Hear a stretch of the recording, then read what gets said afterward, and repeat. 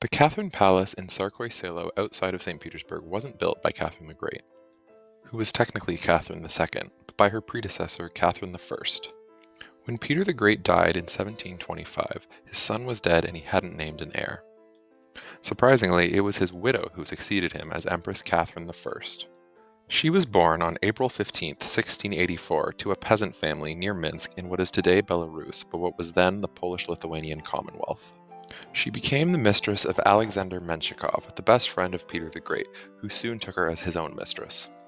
Menshikov outlived Peter the Great and served as the power behind the throne during the 2-year reign of his former mistress.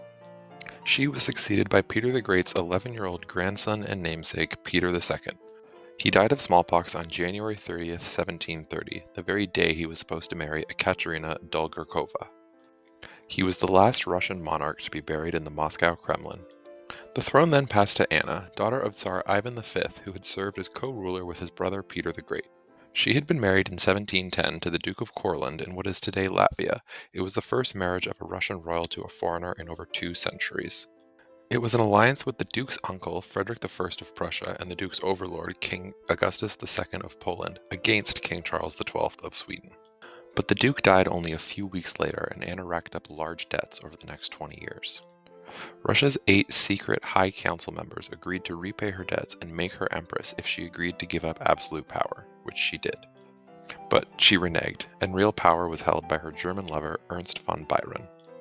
But Anna is perhaps best remembered for her unusual punishment of courtiers, such as when she forced 2 to dress as hens and squawk for a week, or when she forced Prince Golitsyn to wed the ugliest woman she could find and had the couple spend their wedding night on a bed of ice in an ice castle by the frozen River Neva.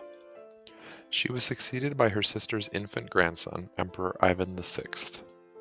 Empress Anna's sister, Catherine Ivanova, had been married in 1716 to Duke Karl Leopold of Mecklenburg-Schwerin, so Peter the Great could park his troops there during the Great Northern War. Their daughter Anna Leopoldovna married in 1739 Duke Anthony Ulrich of Brunswick-Lüneburg, a nephew of Holy Roman Empress Elisabeth, further cementing the alliance between Russia and Austria. Anna's affair with Julie von Megden shocked the elite, and her favoritism of Baltic German nobles angered them even further. To avoid spending the rest of her life in a nunnery, Elisabeth, daughter of Peter the Great and Catherine I, aligned herself with the Preobrazhensky Guards, who formed a coup against the infant Ivan VI and stormed the palace on December 5, 1741. He, along with his entire family, including his mother the regent Anna, were imprisoned for years at Schlüsselburg, where he was kept in solitary confinement, driving him insane.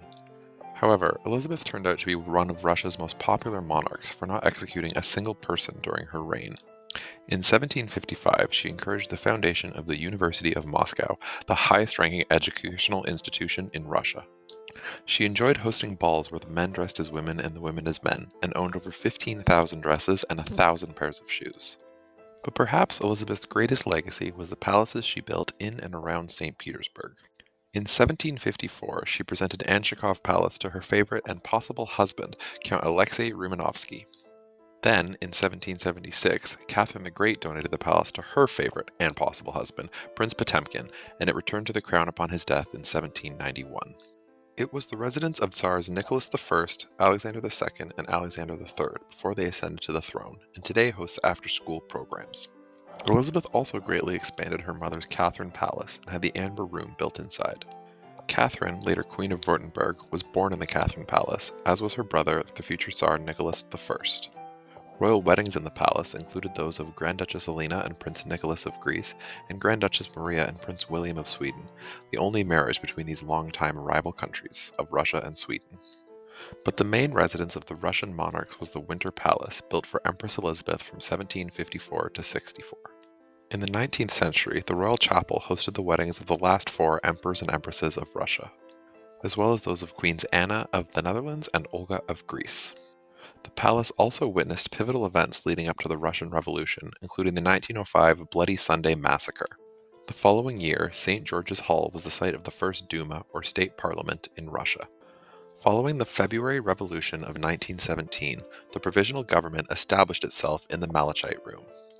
On October 25th, revolutionaries entered the palace up what is now known as the October Staircase to arrest the provisional government in the small private dining room. The legacy of the empresses who ruled Russia in the 18th century lives on in the Catherine and Winter palaces they left behind.